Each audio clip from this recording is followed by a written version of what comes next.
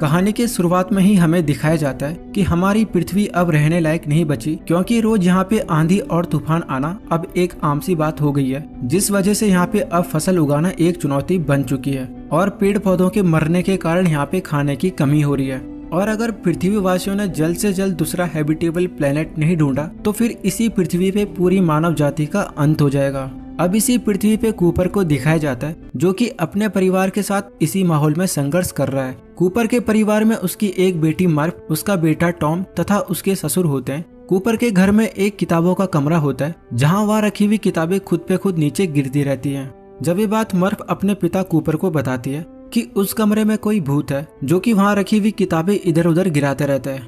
हालांकि कूपर एक scientific person है, तो वो इन बातों का बिल्कुल भी विश्वास नहीं करता, लेकिन वो मर्फ को कहता है कि अगर उस कमरे में कोई भी असामान्य गतिविधि हो तो वो उसे ऑब्जर्व करे और नोट करे, इसके बाद कूपर को बताए। अगले ही दिन जब तूफान आता है तो जब कूपर विंडो बंद कर रहा होता है तो उसे मर्फ के कमरे में जमी धूल से बना पैटर्न नजर आता है। वो उसे डिकोड करने की कोशिश करता है और चंद ही पलों में वो उस पैटर्न को डिकोड करने पे पाता है कि कोई उसे ग्रेविटी के जरिए नासा के सीक्रेट बेस का लोकेशन कोऑर्डिनेट्स दे रहा है। लेकिन वो कौन है और वो ऐसे कैसे कर पा रहा है, ये हमें आगे पता चलेगा। कूपर समझ जाता है कि मर्फ का भूत नहीं बल्कि ग्रेविटेशनल एनोमली है, तो वो उस पैटर्न को डिकोड करने के बाद नासा के हेडक्वार्टर पहुंच जाता है। वहाँ वो प्रोफेसर ब्रैंड से मुलाकात करता है, जो कि नासा में एक साइंटिस्ट है। प्रोफेसर ब्रैंड उसे बताते हैं कि अगली आने वाली पीढ़ियां हमारी अर्थ पे बिल्कुल भी जीवित नहीं रह सकती, तो फिर इन्हें मानव जाति को बचाने के लिए दूसरी अर्थ को ढूंढना होगा। और नासा ने पहले ही 12 एस्ट्रोनॉट्स को वार्म होल के पार अलग अलग ग्रहों पे भेजा है, ताकि अगर उन्हें कोई भी हैबिटेबल प्लेनेट मिले तो वो नासा को अपने बीकन से सिग्नल भेज दे। जिन 12 एस्ट्रोनॉट्स को हैबिटेबल प्लेनेट की खोज में भेजा गया था, उनमें से 3 एस्ट्रोनॉट्स के बीकन से नासा को सिग्नल रिसीव हो रहे हैं, और जिन प्लेनेट से सिग्नल रिसीव हो रहा है वो तीनों गैरगेंटोआ नामक ब्लैक होल के नजदीक हैं। प्रोफेसर ब्रैंड बताते हैं कि कोई अननोन एडवांस सिविलाइजेशन हम मानवों की मदद करना चाह रही है, इसीलिए उन्होंने 48 साल पहले शनि ग्रह के पास एक वार्म होल बनाया है, जिसकी मदद से हम उन हैबिटेबल प्लेनेट तक जा सकते हैं जिन ग्रहों से पहले भेजे गए एस्ट्रोनॉट्स के बीकन से सिग्नल आ रहे हैं। अब यहाँ पे आगे बढ़ने से पहले हम थोड़ा सा वार्म होल के बारे में जान लेते हैं। दरअसल वार्म होल किन्हीं 2 पॉइंट्स के बीच का शॉर्टकट रास्ता होता है, जो हमें एक पॉइंट से दूसरे पॉइंट तक प्रकाश की गति से भी पहले पहुंचा सकता है। वार्म होल को अगर साधारण भाषा में समझे तो वार्म होल एक सुरंग की तरह काम करेगा, लेकिन ये सुरंग स्पेस और टाइम को साथ में जोड़ देती है। अल्बर्ट आइंस्टाइन की general theory of relativity mathematically predict करती है कि वार्म होल जैसा कुछ तो इस ब्रह्मांड में होना चाहिए। हालांकि अल्बर्ट आइंस्टाइन ने ब्लैक होल को लेकर भी प्रेडिक्शन किया था, जो कि अब एक हाइपोथेसिस ही नहीं बल्कि ब्लैक होल सच में एग्जिस्ट करते हैं। लेकिन वार्म होल जैसा कुछ भी अभी तक वैज्ञानिकों को नहीं मिला है। वार्म होल के बारे में अलग अलग वैज्ञानिक अलग अलग राय देते हैं। जो राय इन सब में कॉमन है वो है कि ये एक गैलेक्सी से दूसरे गैलेक्सी का रास्ता हो सकते हैं। अब चूंकि कूपर पहले भी स्पेस में जा चुका है और वो एक कुशल एस्ट्रोनॉट के साथ एक कुशल पायलट भी होता है, तो फिर प्रोफेसर ब्रैंड उसे प्रस्ताव देता है कि वो नासा के एस्ट्रोनॉट्स के साथ उन 3 प्लेनेट्स पे जाए जिनसे अभी नासा को सिग्नल रिसीव हो रहा है, और उन तीनों प्लेनेट में से सबसे सुटेबल प्लेनेट की जांच करे जो कि मानवों के रहने के लिए सबसे सही हो। पृथ्वी को इस हाल में देख और आने वाली जनरेशन के लिए कूपर प्रोफेसर ब्रैंड का ये प्रस्ताव स्वीकार कर लेता है। कूपर को स्पेस में जाने के लिए कोई ट्रेनिंग की जरूरत नहीं पड़ती, क्योंकि कूपर पहले भी स्पेस में जा चुका है। और अब एक कुल मिला के 4 एस्ट्रोनॉट्स हैं, जो कि उस एंड्योरेंस यान की मदद से, जिसने कि पहले के एस्ट्रोनॉट्स को भी वार्म होल के थ्रू दूसरी गैलेक्सी में पहुंचाया था, तो ये उस एंड्योरेंस से अपना फ्लाइंग शटल कनेक्ट करेंगे और उन तीनों ग्रहों के लिए निकल जाएंगे। और अगर इन क्रू मेंबर्स को उन तीनों ग्रहों में से कोई भी हैबिटेबल प्लेनेट मिलता है जहां मानव जाति को बचाया जा सकता है, तो फिर इसके बाद प्रोफेसर ब्रैंड के पास 2 प्लान होते हैं, प्लान ए और प्लान बी। प्लान ए में प्रोफेसर ब्रैंड सालों से एक एडवांस इक्वेशन के ऊपर काम कर रहे हैं, जो अगर सॉल्व हो जाती है तो फिर हम ग्रेविटी पे कंट्रोल कर सकते हैं, जिससे हम बड़े बड़े विशाल स्पेस स्टेशंस को पृथ्वी की ग्रेविटी से इजीली बाहर निकाल सकते हैं और वार्म होल के थ्रू उस हैबिटेबल प्लेनेट तक पहुंच सकते हैं, जिससे कि मानव जाति का अस्तित्व बच जाएगा। तो वहीं प्लान बी होता है कि अगर उन 3 प्लेनेट्स में से कोई भी प्लेनेट अगर हैबिटेबल हो, तो फिर नासा एंड्योरेंस यान की मदद से 5000 फ्रोजन ह्यूमन एम्ब्रायज को वार्म होल के थ्रू उस हैबिटेबल प्लेनेट तक पहुंचाएगा, जिससे मानव जाति का यहाँ पे अंत भी हो जाता है, तो भी उस हैबिटेबल प्लेनेट पे मानव जाति का अस्तित्व बचा रहेगा। आइए अब उन 3 क्रू मेंबर्स को भी जान लेते हैं जो कूपर के साथ इस मिशन में जाएंगे। ग्रुप की पहली मेंबर होती है एमिलिया, जो कि प्रोफेसर ब्रैंड की बेटी होती है। ग्रुप का दूसरा मेंबर डोयल होता है, जो कि एक ज्योग्राफर है और साथ ही साथ एक एस्ट्रोनॉट भी होता है। ग्रुप का तीसरा मेंबर होता है रोमेली, जो कि एक फिजिसिस्ट है और साथ ही एक एस्ट्रोनॉट भी होता है। ग्रुप का आखिरी और अंतिम मेंबर होता है कूपर, जिसके बारे में मैंने पहले ही आपको बता दिया है। अब कूपर के इस मिशन में हामी भरने के बाद उसकी बेटी मर्फ उससे बहुत नाराज हो जाती है, क्योंकि उसे लगता है कि वार्म होल के उस पार समय धीमा होगा तो फिर वो शायद अपने पिता कूपर को कभी न मिल पाए। हालांकि कूपर भी ये बात भली भांति जानता है कि वार्म होल के उस पार ब्लैक होल के नजदीक उसके लिए टाइम बहुत धीमा हो जाएगा, तो वो मर्फ को एक घड़ी देता है और उसे सांत्वना देने की कोशिश करता है कि जब वो वापस आएगा तो वो दोनों अपने समय का कंपैरिजन करेंगे। आपको याद होगा कि कूपर ने मर्फ को कहा था कि किताबों वाले कमरे में कोई भी असामान्य गतिविधि हो तो वो उसे ऑब्जर्व और उसे नोट करे। तो मर्फ, जो कि एक बहुत ही इंटेलिजेंट बच्ची है, उस कमरे में हो रही असामान्य गतिविधि को नोटिस कर यह निष्कर्ष निकालती है कि कोई ग्रेविटी के जरिए उसे मैसेज देना चाह रहा है। तो वो उस मैसेज को डिकोड कर लेती है और उसे नोटबुक में स्टे लिख के नोट भी कर लेती है। वो कूपर को वो मैसेज बताती है, लेकिन कूपर मर्फ के ना चाहते हुए भी अब स्पेस प्रोग्राम के लिए निकल जाता है। इन चारों क्रू मेंबर्स के साथ एक एडवांस रोबोट भी होता है जिसका नाम टार्स है। ये अपने फ्लाइंग शटल को इजीली इंडोरेंस से कनेक्ट कर लेते हैं और अब इनके पास एक और एडवांस रोबोट हो जाता है, जो कि पिछले 23 सालों से इंडोरेंस के अंदर ही स्पेस में था, और इस रोबोट का नाम होता है केस। इन दो रोबोट्स के साथ ये चारों वार्म होल को पार करते हैं और जब एक गैरगेंटोवा नामक ब्लैक होल के पास होते हैं तो अब ये चारों फैसला करते हैं कि ये सबसे पहले मिलर के प्लेनेट पे जाएंगे। हालांकि एडमंड और डॉक्टर मैन के प्लेनेट से भी लगातार सिग्नल आ रहे होते हैं, लेकिन इन्हें लगता है कि मिलर के प्लेनेट पे जीवन होने की ज्यादा संभावना है। तो अब कूपर, डोयल और एमिलिया उस ग्रह पे जाने का फैसला करते हैं। तो वहीं रोमेली इंडोरेंस में ही रुककर उस ब्लैक होल का निरीक्षण करेगा, जो कि इन तीनों प्लेनेट्स को बांधे हुआ है। मिलर का प्लेनेट ब्लैक होल के सबसे नजदीक होता है, तो यहाँ पे बिताया गया 1 घंटा भी पृथ्वी के 7 सालों के बराबर होगा। दोस्तों, अब यहाँ पे कॉन्सेप्ट यूज किया गया है टाइम डायलेशन का, जिसकी उत्पत्ति भी आइंस्टाइन की जनरल थ्योरी ऑफ रिलेटिविटी से हुई थी। चूंकि ये मूवी का एक्सप्लेनेशन है तो हम इसे साधारण भाषा में समझने की कोशिश करेंगे। दरअसल टाइम डायलेशन स्पेस टाइम में होने वाले बदलाव को दर्शाता है। अगर किसी ग्रह या स्टार की ग्रेविटी हमारी अर्थ से ज्यादा है, या फिर हम किसी ऐसे स्पेसशिप में बैठे हुए हैं जिसकी स्पीड ऑफ लाइट के आसपास हो, तो इस केस में समय हमारे लिए धीमा हो जाएगा। और ऐसा इसलिए होता है क्योंकि आइंस्टाइन की जनरल थ्योरी ऑफ रिलेटिविटी के अनुसार स्पेस और टाइम एक दूसरे से जुड़े होते हैं। यानी कि स्पेस जो कि हमारे आसपास होता है, या फिर हम इसे कोई प्लेनेट या स्टार मान लेते हैं, तो ये प्लेनेट या स्टार स्पेस टाइम को जितना कर्व करेगा उसमें टाइम उतना ही स्लो हो जाएगा। अब चूंकि ब्लैक होल स्पेस टाइम को इनफाइनेटली कर्व करता है, तो यहाँ पे समय बहुत धीमा गुजरेगा तथा इसके आसपास जितने भी प्लेनेट्स होंगे उन सब प्लेनेट्स में भी समय धीमा गुजरेगा। चूंकि मिलर के प्लेनेट पे बिताया गया 1 घंटा पृथ्वी के 7 सालों के बराबर होगा, तो जाहिर तौर पे वो ग्रह हमारी पृथ्वी से भारी होगा तथा वहाँ पे ग्रेविटी भी हमारी पृथ्वी से ज्यादा होगी। अब जब ये तीनों उस प्लेनेट पे उतरते हैं तो पाते हैं कि उस ग्रह पे पानी के अलावा और कुछ नहीं है, साथ ही यहाँ पे ग्रेविटी बहुत ही ज्यादा है। तो ये ग्रह मानवों के रहने लायक बिल्कुल भी हैबिटेबल नहीं है। लेकिन फिर यहाँ पे सवाल उठता है कि अगर यह ग्रह मानवों के लिए हैबिटेबल ही नहीं था तो फिर मिलर ने झूठी जानकारी क्यों दी? तो इसका जवाब है कि जब मिलर इस प्लेनेट पे उतरा होगा, तो चूंकि पानी जीवन के लिए एक जरूरी सोर्स है, तो उतरने ही पर उसने अपना बीकन ऑन कर लिया रहा होगा और चंद ही पलों बाद मिलर इस ग्रह पे टाइडल वेव का शिकार हो गया होगा।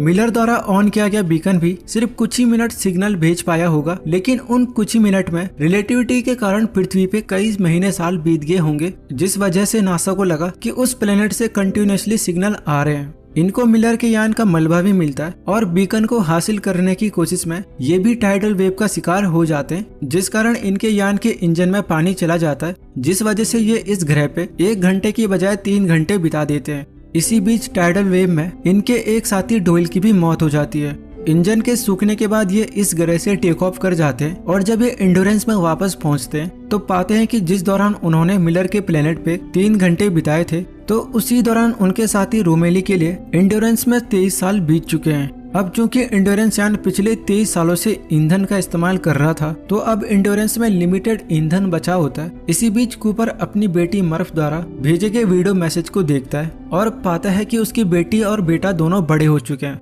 जहां मर्फ एक साइंटिस्ट बन चुकी है जो कि नासा के लिए काम कर रही है। अब चूंकि इनके पास लिमिटेड ईंधन बचा होता है, तो ये बाकी 2 प्लेनेट्स में से सिर्फ एक ही प्लेनेट पे जा सकते हैं। अब ये तीनों डेटा और इन्फॉर्मेशन के आधार पर एडमंड के ग्रह पे जाने का फैसला करते हैं। लेकिन उधर से डॉक्टर मैन के प्लेनेट से भी लगातार सिग्नल रिसीव हो रहे हैं और ये डॉक्टर मैन का प्लेनेट एडमंड के प्लेनेट से भी नजदीक होता है। इसीलिए ये तीनों फैसला करते हैं कि पहले ये डॉक्टर मैन के प्लेनेट पे जाएंगे। सिग्नल को ट्रैक कर जब ये उस ग्रह के लिए रवाना होते हैं, तो पाते हैं कि इस ग्रह पे चारों तरफ बर्फ ही बर्फ है, यहाँ तक कि यहाँ के बादल भी बर्फ के ही बने होते हैं।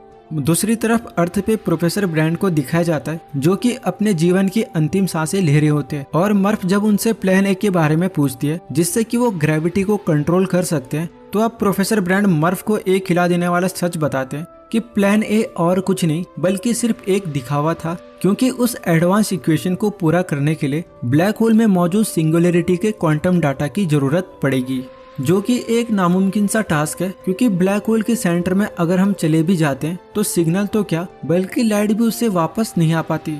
मर्फ यह सुन टूट जाती है क्योंकि वो अब अपने पिता से कभी नहीं मिल पाएगी। जिसके बाद मर्फ अपने पिता को एक रिकॉर्डेड वीडियो मैसेज भेजती है और बताती है कि अब प्रोफेसर ब्रैंड इस दुनिया में नहीं रहे। साथ ही उनके प्लान ए के बारे में बताती है कि उनका प्लान ए सिर्फ एक दिखावा था, क्योंकि प्लान ए को सफल बनाने के लिए उन्हें ब्लैक होल में मौजूद क्वांटम डेटा की जरूरत पड़ेगी। मर्फ अपने पिता को ब्लेम करती है कि उन्होंने उसे अर्थ पे मरने के लिए छोड़ दिया है। अब जब कूपर ये वीडियो मैसेज देखता है तो वो भी टूट जाता है और उसे गिल्ट होता है कि उसने अपने परिवार को पृथ्वी पे मरने के लिए छोड़ दिया है। जब ये तीनों डॉक्टर मैन के प्लेनेट पे उतरते हैं तो ये डॉक्टर मैन को स्लीपिंग चैम्बर में डीप स्लीप में पाते हैं। डॉक्टर मैन को उठाने के बाद वो इन्हें बताता है कि इस ग्रह पे कुछ परेशानियां जरूर हैं, लेकिन इस ग्रह पे जीवन संभव हो सकता है। अब चूंकि ये प्लेनेट ब्लैक होल के उतना करीब नहीं होता, तो फिर ये सारे एस्ट्रोनॉट्स आराम से इस ग्रह का मुआयना करते हैं। जब डॉक्टर मैन और कूपर इस ग्रह का मुआयना कर रहे होते हैं तो डॉक्टर मैन कूपर को मारने की एक नाकाम कोशिश करता है ताकि वो इस ग्रह से इनका एडवांस ड्रॉपशिप चुरा के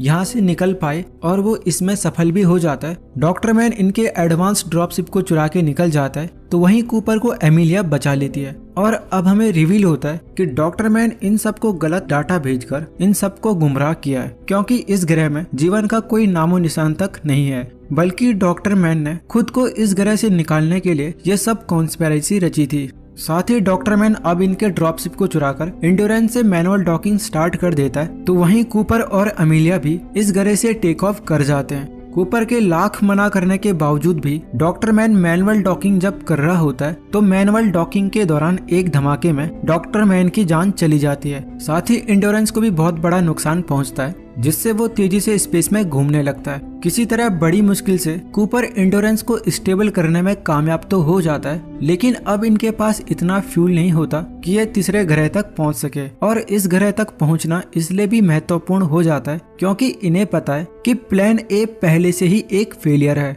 तो अब इनके पास एक ही रास्ता है कि ये स्लिंग शॉट का इस्तेमाल कर उस तीसरे ग्रह तक पहुंच सकते हैं। अब आगे बढ़ने से पहले थोड़ा सा हम स्लिंग शॉटिंग के बारे में जान लेते हैं। स्लिंग शॉट वह प्रक्रिया है जब हम एक स्पेसशिप या ड्रॉपशिप को किसी प्लेनेट या स्टार की ग्रेविटी का यूज कर उसे रफ्तार दे सकते हैं। इसका उपयोग तब किया जाता है जब किसी स्पेसशिप में फ्यूल पर्याप्त मात्रा में ना हो। आपको बता दें कि ईंधन की कमी के कारण हमारा इसरो स्लिंग शॉट का सबसे ज्यादा इस्तेमाल करता है, तो वहीं नासा द्वारा इसका उपयोग सिर्फ रेयर केसेस में ही किया जाता है। चूंकि अब एंड्योरेंस में उस तीसरे ग्रह तक जाने के लिए पर्याप्त ईंधन नहीं होता, तो अब कूपर का प्लान होता है कि वो पहले ब्लैक होल की ग्रेविटी में गिरेंगे तथा जब वो इवेंट होराइजन के क्षितिज पे होंगे तो ये स्पेसशिप और एंड्योरेंस के बूस्टर एक साथ ऑन कर एक जोरदार धक्के से एंड्योरेंस को उस तीसरे ग्रह की ओर भेजने की कोशिश करेंगे। जैसा आपको ज्ञात है कि अगर कोई भी पिंड ब्लैक होल के इवेंट होराइजन को पार कर लेता है तो फिर वो पिंड वापस कभी नहीं आ सकता, क्योंकि ब्लैक होल उस पिंड को अपने सेंटर में खींचेगा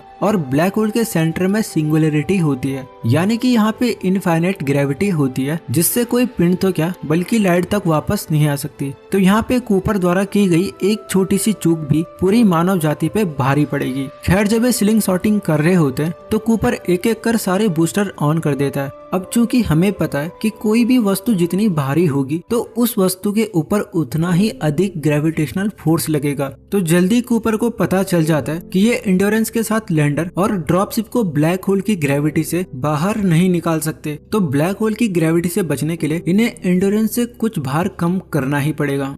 जिसके बाद कूपर टार्स और लैंडर को एंड्योरेंस से डिटैच कर देता है। यहाँ पे कूपर टार्स को इसलिए भी डिटैच करता है ताकि टार्स ब्लैक होल के सेंटर में मौजूद ग्रेविटेशनल सिंगुलैरिटी का डाटा उसे भेज दे, जिससे कि प्रोफेसर ब्रैंड का प्लान ए भी सफल हो जाए। लेकिन टार्स का कनेक्शन ब्लैक होल में एंटर करते ही कूपर से टूट जाता है। टार्स को डिटैच करने के बाद ब्लैक होल की ग्रेविटी से बचने के लिए कूपर खुद के ड्रॉपशिप को भी एंड्योरेंस से अलग कर देता है ताकि अमीलिया उस तीसरे ग्रह पे जा सके।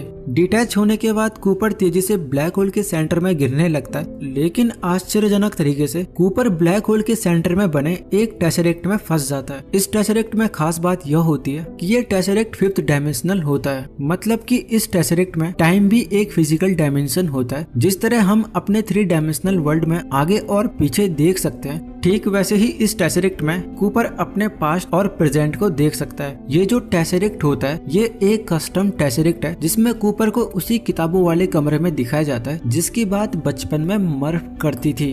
आशा करता हूँ कि आपको मर्फ द्वारा किताबों के गिरने की बात याद होगी। कूपर इस 5th डायमेंशनल टेसरेक्ट में मर्फ को मैसेज देना चाहता है कि वो उसे जाने से रोक ले, लेकिन लाख कोशिश करने के बावजूद वो मर्फ को संदेश नहीं भेज पाता। तभी कूपर को ध्यान आता है कि वो मर्फ तक अपना संदेश ग्रेविटी के जरिए पहुंचा सकता है, क्योंकि स्ट्रिंग थ्योरी के अकॉर्डिंग ग्रेविटी ही वो फोर्स है जो किसी भी डायमेंशन में आ जा सकता है। तो अब कूपर ग्रेविटी का इस्तेमाल कर मोर्स कोड के जरिए मर्फ को अपना संदेश डिलीवर कर देता है। मूवी के शुरुआत में आपको याद होगा कि किताबों वाले कमरे में रखी किताबें खुद ब खुद इधर उधर गिरती रहती थी और तब मर्फ को लगता था कि उस कमरे में कोई भूत है। आपको ये भी याद होगा कि कूपर ने मर्फ को उस कमरे में होने वाली असामान्य गतिविधियों को ऑब्जर्व और उसे नोट करने की बात कही थी, जिसके बाद मर्फ फ्यूचर कूपर द्वारा मोर्स कोड की फॉर्म में भेजा गया मैसेज डिकोड कर उसे स्टे लिख के नोटबुक में नोट भी कर लेती है। लेकिन तब मर्फ को ये नहीं पता था कि उसे ये मैसेज भेज कौन रहा है। लेकिन प्रेजेंट वाली मर्फ अब समझ जाती है कि वो मैसेज कोई और नहीं बल्कि फ्यूचर का कूपर ही उसे भेज रहा था। मतलब कि उसके बचपन का भूत और कोई नहीं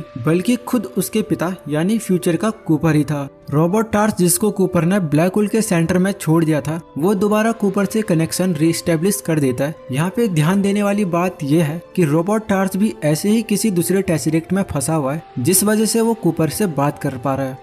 दोस्तों, आगे बढ़ने से पहले आइए हम थोड़ा सा मोर्स कोड के बारे में जान लेते हैं। दरअसल मोर्स कोड किसी भी मैसेज को सीक्रेटली भेजने का जरिया होता है। इस भाषा में मुख्यतः डॉट और डैश का इस्तेमाल होता है। कोई भी स्किल्ड ऑब्जर्वर इस भाषा को बहुत आसानी से समझ सकता है। इसके बाद फ्यूचर का कूपर ही पास्ट वाले कूपर को कमरे में जमी धूल को ग्रेविटी का इस्तेमाल कर उसे नासा के सीक्रेट बेस का लोकेशन कोऑर्डिनेट्स देता है। इसके बाद रोबोट टार्स ब्लैक होल के सिंगुलैरिटी का क्वांटम डाटा कूपर को बता देता है, जिससे प्लान ए भी सफल बनाया जा सकता है। लेकिन समस्या ये होती है कि कूपर उस क्वांटम डेटा को प्रेजेंट वाली मर्फ तक पहुंचाए कैसे, जो कि अब एक साइंटिस्ट है। कूपर को ध्यान आता है कि उसने स्पेस में आने से पहले मर्फ को एक घड़ी दी थी जो कि उसके और मर्फ के बीच की आखिरी निशानी थी। तो कूपर को लगता है कि वो उस घड़ी को लेने जरूर आएगी। इधर प्रेजेंट वाली मर्फ भी इसी ताक में रहती है कि शायद उसके पिता उसे मोर्स कोड की फॉर्म में कोई मैसेज भेज दे। चूंकि ये 5th डायमेंशनल टेसरेक्ट है और इस टेसरेक्ट में टाइम और ग्रेविटी को पूरी तरह मैनिपुलेट किया गया है, यानी कि वो एडवांस सिविलाइजेशन जिसने ये टेसरेक्ट बनाया है वो भी निश्चित ही 5th डायमेंशनल सिविलाइजेशन होगी। इसी दौरान हम कूपर को कहते हुए सुनते हैं कि वो एडवांस सिविलाइजेशन जिसने ग्रेविटी को पूरी तरह मास्टर कर लिया है वो कोई और नहीं बल्कि फ्यूचर के ही इंसान है। कूपर अभी 5th डायमेंशनल टेसरेक्ट में होता है तो वो भी ग्रेविटी और टाइम को मैनिपुलेट कर सकता है। तो अब कूपर ग्रेविटी का इस्तेमाल कर मोर्स कोड की फॉर्म में सारा क्वांटम डेटा घड़ी में ट्रांसफर कर देता है और घड़ी की सुई की हरकत देखकर प्रेजेंट वाली मर्फ समझ जाती है कि ये क्वांटम डेटा है जो कि उसके पिता ने उसे भेजा है। मर्फ सारा क्वांटम डेटा डिकोड कर प्रोफेसर ब्रैंड के अधूरे इक्वेशन को भी पूरा कर लेती है।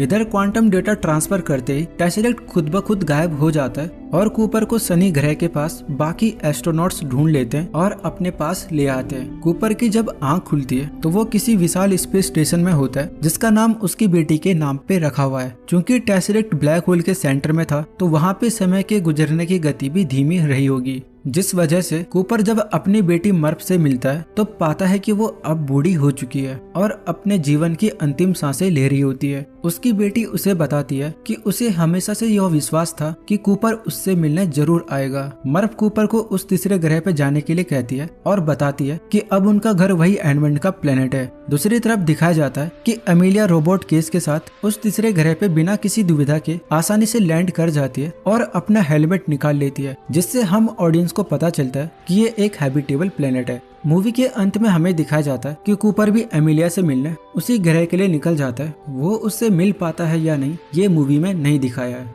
और यहीं पे कहानी का अंत होता है। आशा करता हूँ कि आपको एक्सप्लेनेशन पसंद आया होगा। अगर ऐसा है तो आप इस चैनल को सब्सक्राइब कर मेरा सपोर्ट कर सकते हो।